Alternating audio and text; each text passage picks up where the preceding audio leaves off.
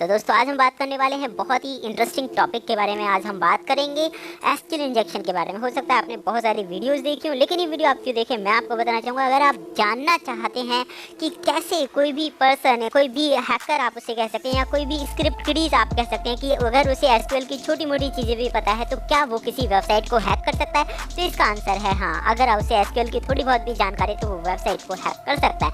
And secondly, अगर आप जानना चाहते हैं वेबसाइट डिफेसमेंट के बारे में। थर्ड, क्या ऐसा पॉसिबल है कि एसक्यूएल की वल्नरेबिलिटी से किसी भी बैंक अकाउंट को भी नुकसान कोई पहुंचा सकता है, तो उसका आंसर भी हाँ ही होगा। तो उसी के बारे में आज हम डिस्कस करने वाले हैं एंड होप सो ये वीडियो आपके लिए काफ़ी इंटरेस्टिंग हो सकता है। और मैं आपको बताना चाहूँगा एसक्यूएल इंजेक्शन अपने आप में बहुत सारी चीज़ें कैप्चर करके रखता है।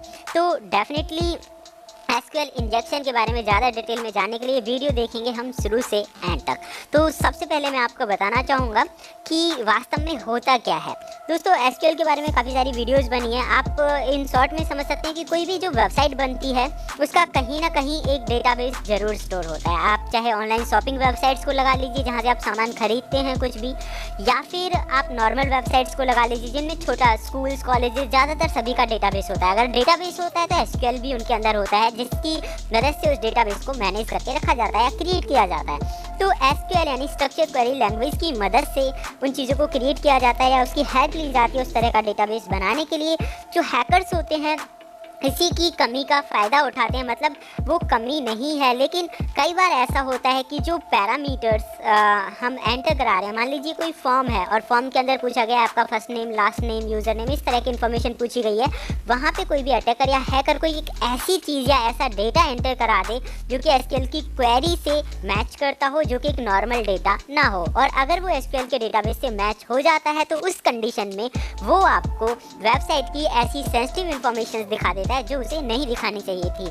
कई बार वो यूज़र नेम, पासवर्ड, वैल्यूज़ और एडमिन पासवर्ड तक भी वो दिखा देता है, और कई बार इस कमी की वजह से आप एडमिन के पासवर्ड को भी लॉगिन कर पाते हैं। तो आप समझ ही गए होंगे कि अपने आप में कितना सेंसिटिव हो सकता है। इसीलिए ज़्यादा से ज़्यादा अगर आप वेबसाइट डिफेसमेंट जैसी चीज़ों के बारे में जानना चाहते हैं तो एसक्यूएल के बारे में पढ़ें, क्योंकि डिटेल वाइज आप पढ़ेंगे तभी अच्छे से समझ पाएंगे। आई एम नॉट सेइंग कि ये वीडियो देखकर ही आप एक्सपर्ट बन जाएंगे, ऐसा बिल्कुल नहीं है। आप इस टॉपिक पे, मैंने इसलिए टॉपिक स्टार्ट किया कि आप इस टॉपिक पे ज़्यादा से ज़्यादा पढ़ें और समझें। अब हम बात करते हैं कॉमन मेथड्स की, जो कि एक स्क्रिप्ट किडी या बिगनर के लिए भी ज़रूरी होते हैं।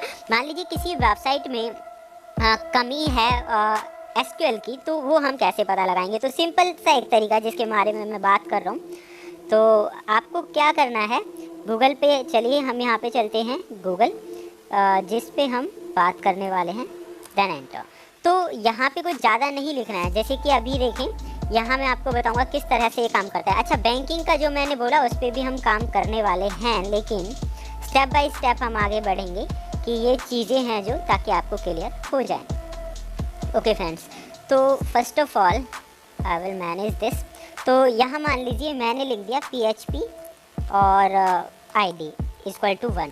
तो ये बहुत आसान तरीका है। जो भी वेबसाइट जिनके अंदर एसक्यूएल का डेटाबेस कंटेन है और जिनके अंदर ये मेथड है, लास्ट में PHP ID यूज़ की गई है, वो सारी वेबसाइट आपके पास आ जाएंगी। आप देख सकते हैं यहाँ पे मैंने कुछ वेबसाइट्स ओपन की हुई हैं, ये सब वही हैं जिनके बाद में PHP ID आया हुआ है। ओके, तो PHP ID फाइंड करने से हमें वो वेबसाइट मिल गई जिनके अंदर एसक्यूएल डेटा, एसक्यूएल इंजेक्शन की वल्नरेबिलिटी मिल सकती है। तो ये बहुत आसान मेथड हुआ। इसके अलावा आप और भी तरीके से कर सकते हैं। आप यहाँ लिख सकते हैं admin login.php। तो इससे क्या होगा, एडमिन का जो लॉगिन पेज है वहाँ पे अगर वल्नरेबिलिटी है तो वो आपको मिल जाएगा। आप ये देखिए यहाँ पे ID 3 हमें मिल रहा है, ये लॉगिन का ही है। ये भी एडमिन लॉगिन का पेज हमें मिला है, और यहाँ भी एडमिन लॉगिन का पेज मिला है। तो डेफिनेटली मैं आपको ये नहीं बता रहा हूँ कि आप यहाँ पे हैकिंग करें या गलत तरीके से इनका इस्तेमाल करें, या I am not in the favour of that, but क्या कितना आसान हो सकता है कि मतलब एसक्यूएल के बारे में जानना और समझना एक वेबसाइट डेवलपर के लिए भी और बाकी लोगों के लिए भी।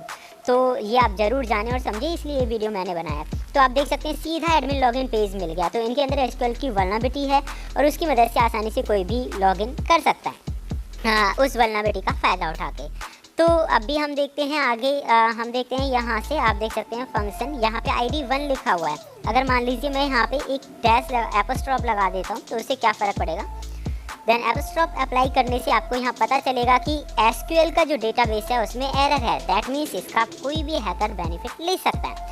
ओके, हम इसे थोड़ा बढ़ा देते हैं। मैंने यहाँ पे 5 कर दिया। तो आप देखिए इस तरह से और अलग अलग चीज़ें आपको पता चलेगी कि ID 5 पे क्या चीज़ छुपी हुई है और उस चीज़ को आप कैसे रिप्लेस कर सकते हैं, क्या वो वल्नेरेबल है या नहीं है। मैं यहाँ पे सिर्फ नंबर चेंज कर रहा हूँ और आप देखें ऑटोमेटिकली जो उसके अंदर की इन्फॉर्मेशन है वो निकल के हमें मिलती जा रही है। हम कुछ कर नहीं रहे हैं, जो कि एक स्क्रिप्ट किडी के लिए भी बहुत आसान सा होता है।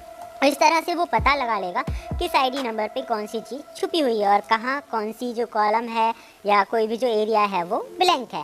And this is the very simplest way. अच्छा, दूसरी वेबसाइट में आप देखिए यहाँ पे आईडी लिखी हुई है और यहाँ पे भी हम एंटर करें तो आपको पता चलेगा। आप देखिए यहाँ पे एरर फैच की गई है स्टैटिक पेज पे और इसके अंदर आपको एक चीज़ और दिखा दी उसने। ये कह रहा है syntax to user near 1 limit 1, यानी कि लाइन नंबर 1 में लिमिट 1 और इस तरह की कंडीशन सेट की गई है एसक्यूएल की। तो आप अंदाज़ा लगा सकते हैं हैकर के लिए काफ़ी सेंसिटिव इन्फॉर्मेशन होती है।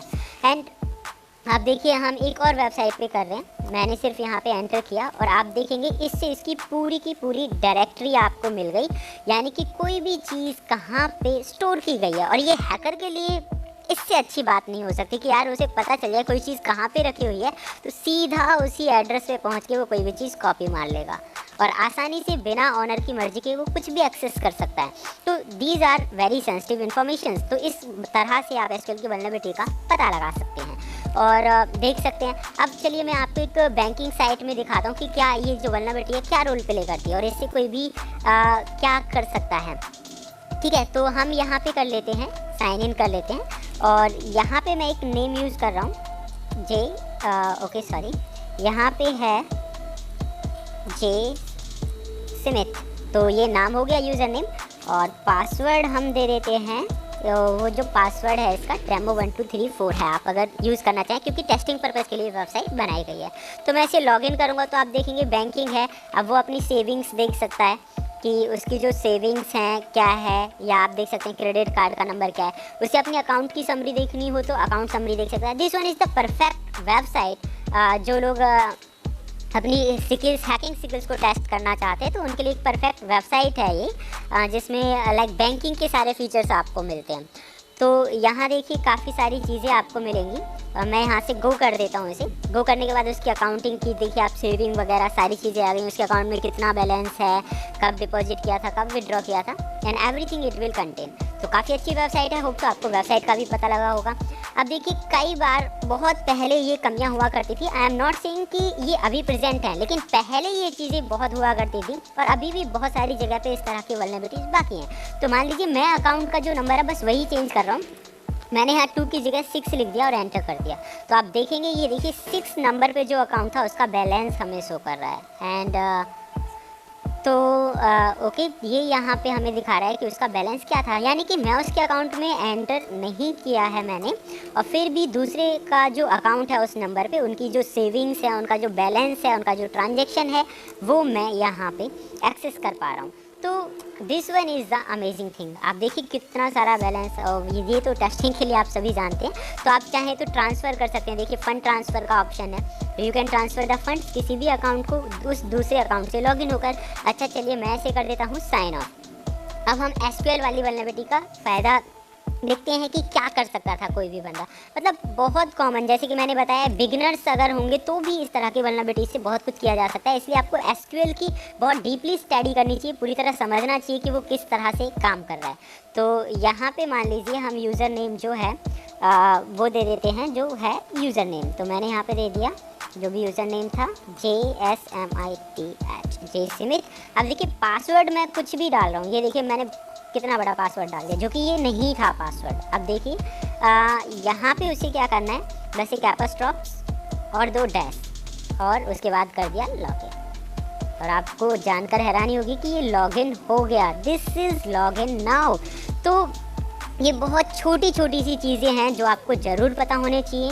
आप देख सकते हैं बैंकिंग जैसी साइट्स पहले जो हुआ करती थी उन पे था, अभी भी शायद कुछ बची हुई हैं जिन पे इस तरह की चीज़ें हो सकती हैं। तो इसके बारे में जानना पढ़ना बहुत ज़्यादा ज़रूरी है।